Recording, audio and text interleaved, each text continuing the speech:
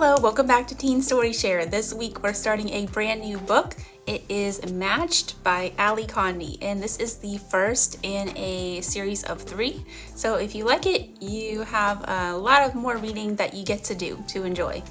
So imagine a world where the government uses a perfect algorithm to match you with the person that you're going to marry. And you have to marry that person. There's no choice. And they also match you with your perfect job, so you don't get to pick that either.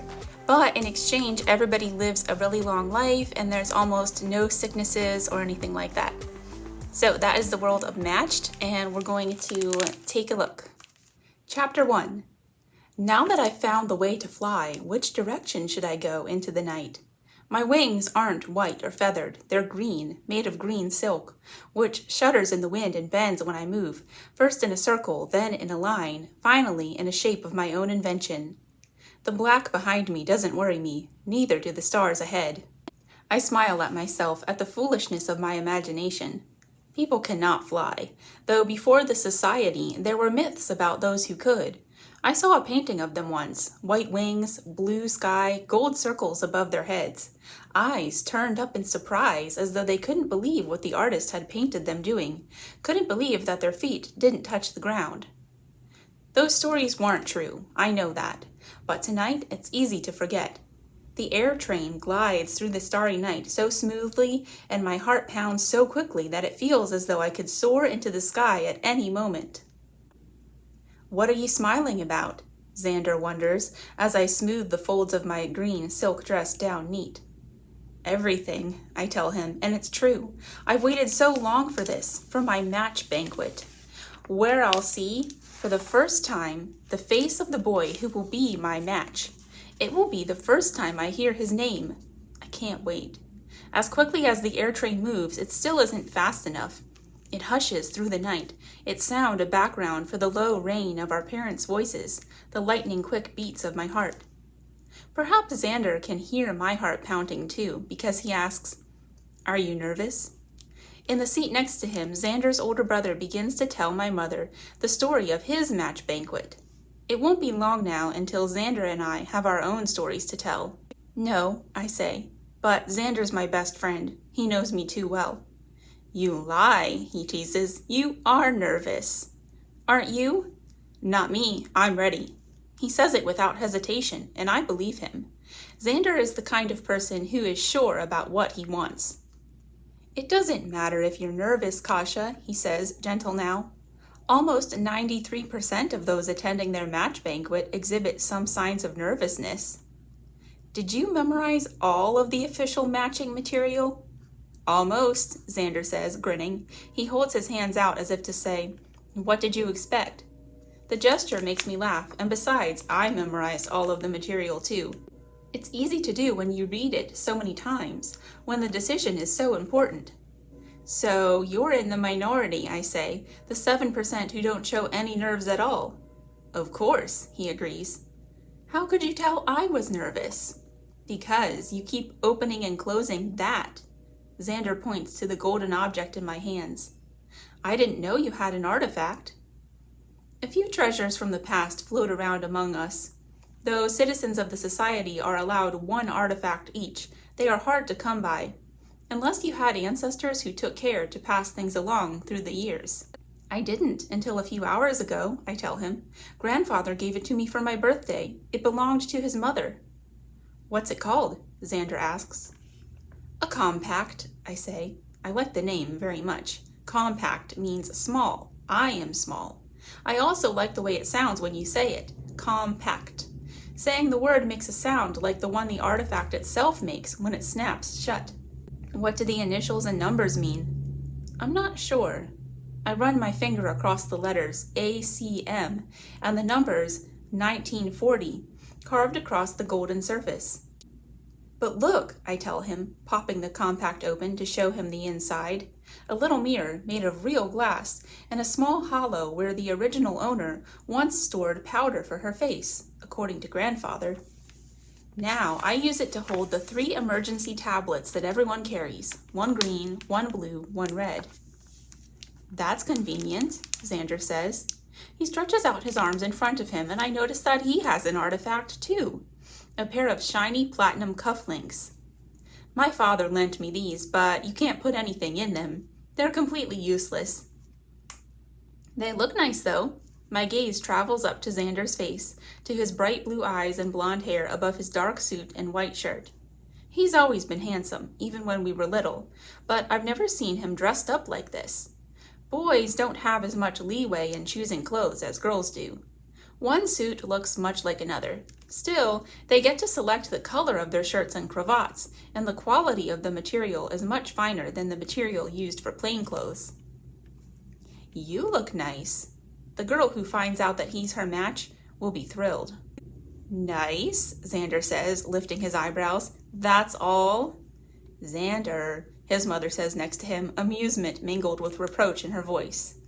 You look beautiful, Xander tells me, and I flush a little, even though I've known Xander all my life.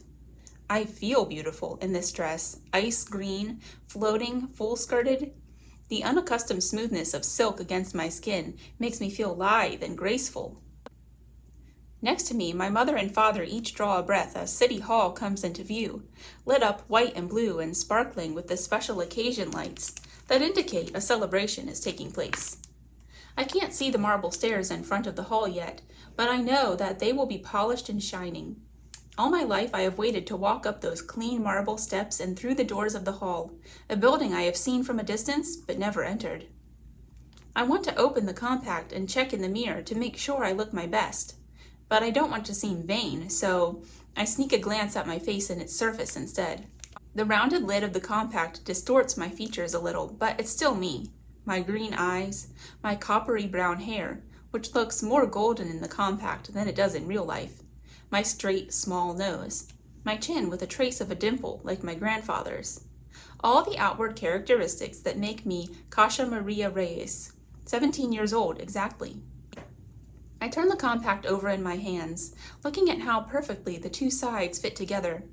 My match is already coming together just as neatly, beginning with the fact that I am here tonight. Since my birthday falls on the 15th, the day the banquet is held each month, I'd always hoped that I might be matched on my actual birthday, but I knew it might not happen. You can be called up for your banquet anytime during the year after you turn 17. When the notification came across the port 2 weeks ago that I would indeed be matched on the day of my birthday, I could almost hear the clean snap of the pieces fitting into place, exactly as I've dreamed for so long.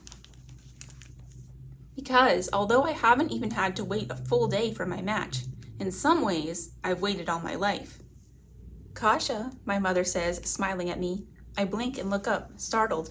My parents stand up, ready to disembark. Xander stands too and straightens his sleeves. I hear him take a deep breath and I smile to myself. Maybe he is a little nervous after all. Here we go, he says to me. His smile is so kind and good. I'm glad we were called up the same month. We've shared so much of childhood, it seems we should share the end of it too. I smile back at him and give him the best greeting we have in the society. I wish you optimal results, I tell Xander. You too, Kasha, he says. As we step off the air train and walk towards City Hall, my parents each link an arm through mine. I am surrounded, as I always have been, by their love. It is only the three of us tonight. My brother, Bram, can't come to the match banquet because he is under 17, too young to attend. The first one you attend is always your own. I, however, will be able to attend Bram's banquet because I am the older sibling. I smile to myself, wondering what Bram's match will be like. In 7 years, I'll find out. But tonight is my night. It is easy to identify those of us being matched. Not only are we younger than all of the others, but we also float along in beautiful dresses and tailored suits, while our parents and older siblings walk around in plain clothes, a background against which we bloom. The city officials smile proudly at us, and my heart swells as we enter the rotunda. In addition to Xander, who waves goodbye to me as he crosses the room to his seating area, I see another girl I know named Leah. She picked the bright red dress. It is a good choice for her because she is beautiful enough that standing out works in her favor. She looks worried, however, and she keeps twisting her artifact, a jeweled red bracelet. I'm a little surprised to see Leah here. I would have picked her for a single. "Look at this china," my father says as we find our place at the banquet tables. "It reminds me of the Wedgwood pieces we found last year." My mother looks at me and rolls her eyes in amusement. Even at the match banquet, my father can't stop himself from noticing these things. My father spends months working in old neighborhoods that are being restored and turned into new boroughs for public use. He sifts through the relics of a society that is not as far in the past as it seems. Right now, for example, he's working on a particularly interesting restoration project, an old library. He sorts out the things the society has marked as valuable from the things that are not. But then I have to laugh because my mother can't help but comment on the flowers since they fall in her area of expertise as an arboretum worker. "Oh, Cassia, look at the centerpieces. Lilies." She squeezes my hand. "Please be seated," an official tells us from the podium. "Dinner is about to be served." It's almost comical how quickly we all take our seats, because we might admire the china and the flowers, and we might be here for our matches, but we also can't wait to taste the food. "They say this dinner is always wasted on the matchees," a jovial man sitting across from us says, smiling around our table. "So excited they can't eat a bite." And it's true. One of the girls sitting farther down the table, wearing a pink dress, stares at her plate, touching nothing. I don't seem to have this problem, however. Though I don't gorge myself, I can eat some of everything. The roasted vegetables, the savory meat, the crisp greens and creamy cheese, the warm, light bread. The meal seems like a dance, as though this is a ball as well as a banquet.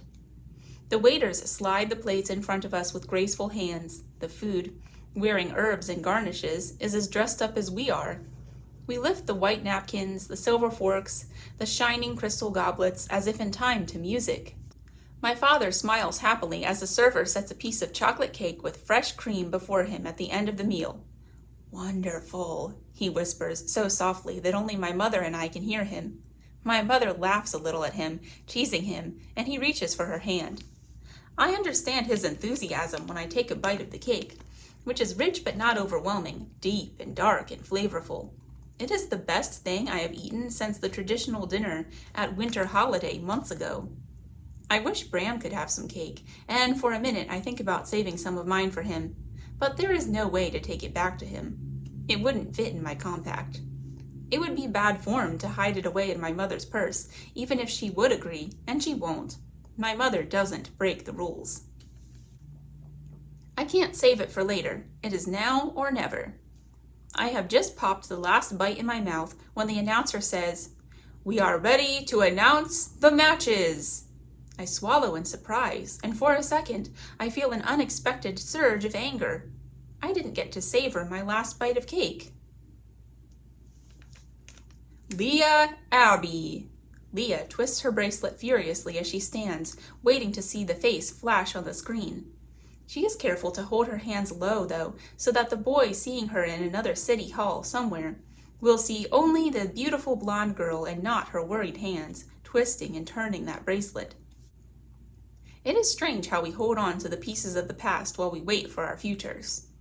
There is a system, of course, to the matching. In city halls across the country, all filled with people, the matches are announced in alphabetical order according to the girls' last names. I feel slightly sorry for the boys who have no idea when their names will be called, when they must stand for girls in other city halls to receive them as matches. Since my last name is Reyes, I will be somewhere at the end of the middle, the beginning of the end. The screen flashes with the face of a boy, blonde and handsome. He smiles as he sees Leah's face on the screen where he is, and she smiles too. "Joseph Peterson," the announcer says. "Leah Abbey, you have been matched with Joseph Peterson." The hostess presiding over the banquet brings Leah a small silver box. The same thing happens to Joseph Peterson on the screen. When Leah sits down, she looks at the silver box longingly, as though she wishes she could open it right away. I don't blame her. Inside the box is a micro card with background information about her match. We all receive them. Later, the boxes will be used to hold the rings for the marriage contract. The screen flashes back to the default picture, a boy and a girl smiling at each other, with glimmering lights and a white-coated official in the background. Although the society times the matching to be as efficient as possible, there are still moments when the screen goes back to this picture, which means that we all wait while something happens somewhere else. It's so complicated, the matching, and I am again reminded of the intricate steps of the dances they used to do long ago. This dance, however, is one that the society alone can choreograph now. The picture shimmers away. The announcer calls another name. Another girl stands up. Soon, more and more people at the banquet have little silver boxes. Some people set them on the white tablecloths in front of them, but most hold the boxes carefully, unwilling to let their futures out of their hands so soon after receiving them. I don't see any other girls wearing the green dress. I don't mind. I like the idea that, for one night, I don't look like everyone else. I wait, holding my compact in one hand and my mother's hand in the other. Her palm feels sweaty.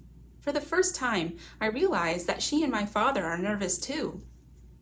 Cassia Maria Reyes! It is now my turn. I stand up, letting go of my mother's hand, and turn toward the screen.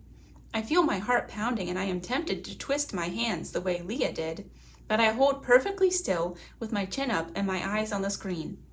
I watch and wait, determined that the girl my match will see on the screen in his city hall, somewhere out there in society, will be poised and calm and lovely, the very best image of Cassia Maria Reyes that I can present. But nothing happens. I stand and look at the screen and, as the seconds go by, it is all I can do to stay still, all I can do to keep smiling. Whispers start around me. Out of the corner of my eye, I see my mother move her hand as if to take mine again, but then she pulls it back. A girl in a green dress stands waiting, her heart pounding, me. The screen is dark, and it stays dark. That can only mean one thing. Chapter 2. The whispers rise soft around me like birds beating their wings under the dome of City Hall. Your match is here this evening, the hostess says, smiling. The people around me smile as well, and their murmurs become louder. Our society is so vast, our cities so many, that the odds of your perfect match being someone in your own city are minuscule. It's been many years since such a thing happened here. These thoughts tumble in my mind, and I close my eyes briefly as I realize what this means, not in abstract, but for me, the girl in the green dress. I might know my match. He might be someone who goes to the same second school that I do, someone I see every day, someone... Xander Thomas Caro. At his table, Xander stands up. A sea of watching faces and white tablecloths, of glinting crystal glasses and shining silver boxes stretches between us. I can't believe it. This is a dream. People turn their eyes on me and on the handsome boy in the dark suit and blue cravat. It doesn't feel real until Xander smiles at me. I think, I know that smile. And suddenly I'm smiling too. And the rush of applause and smell of the lilies fully convince me that this is actually happening. Dreams don't smell or sound as strong as this. I break protocol a bit to give Xander a tiny wave, and his smile widens. The hostess says, "You may take your seats."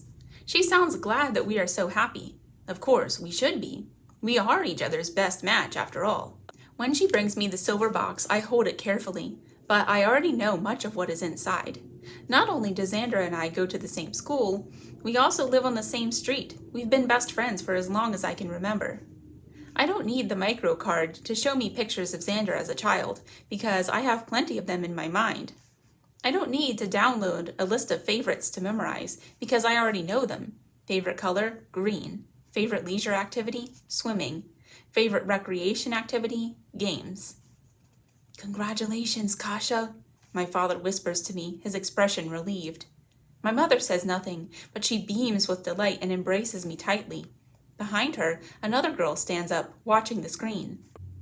The man sitting next to my father whispers, "What a piece of luck for your family. You don't have to trust her future to someone you know nothing about." I'm surprised by the unhappy edge to his tone, the way his comment seems to be right on the verge of insubordination. His daughter, the nervous one wearing the pink dress, hears it too. She looks uncomfortable and shifts slightly in her seat. I don't recognize her. She must go to one of the other second schools in our city. I sneak another glance at Xander, but there are too many people in my way and I can't see him. Other girls take their turns standing up. The screen lights up for each of them. No one else has a dark screen. I am the only one. Before we leave, the hostess of the match banquet asks Xander and me and our families to step aside and speak with her. "This is an unusual situation," she says, but she corrects herself immediately. "Not unusual, excuse me. It is merely uncommon." She smiles at both of us. "Since you already know each other, things will proceed differently for you. You will know much of the initial information about each other." She gestures at our silver boxes. "There are a few new courtship guidelines included on your microcards, so you should familiarize yourself with those when you have an opportunity." "We'll read them tonight," Xander promises sincerely. I try to keep from rolling my eyes in amusement, because he sounds exactly the way he does when a teacher gives him a learning assignment. He'll read the new guidelines and memorize them, as he read and memorized the official matching material. And then I flush again, as a paragraph from that material flashes across my mind. "If you choose to be matched, your marriage contract will take place when you are 21. Studies have shown that the fertility of both men and women peaks at the age of 24. The matching system has been constructed to allow those who match to have their children near this age, providing for the highest likelihood of healthy offspring. Xander and I will share a marriage contract. We will have children together. I don't have to spend the next few years learning everything about him, because I already know him almost as well as I know myself. The tiny feeling of loss deep within my heart surprises me. My peers will spend the next few days swooning over pictures of their matches, bragging about them during meal hour at school, waiting for more and more bits of information to be revealed, anticipating their first meeting, their second meeting, and so on. That mystery does not exist for Xander and me. I won't wonder what he is like, or daydream about our first meeting. But then Xander looks at me and asks, "What are you thinking about?" And I answer, "That we are very lucky." And I mean it. There is still so much to discover. Until now, I have only known Xander as a friend. Now, he is my match. The hostess corrects me gently. "Not lucky, Cassia. There is no luck in the society." I nod. Of course. I should know better than to use such an archaic, inaccurate term. There's only probability now, how likely something is to occur, or how unlikely. The hostess speaks again. "It has been a busy evening, and it's getting late. You can read the courtship guidelines later, another day. There's plenty of time." She's right. That's what the society has given us, time. We live longer and better than any other citizens in the history of the world.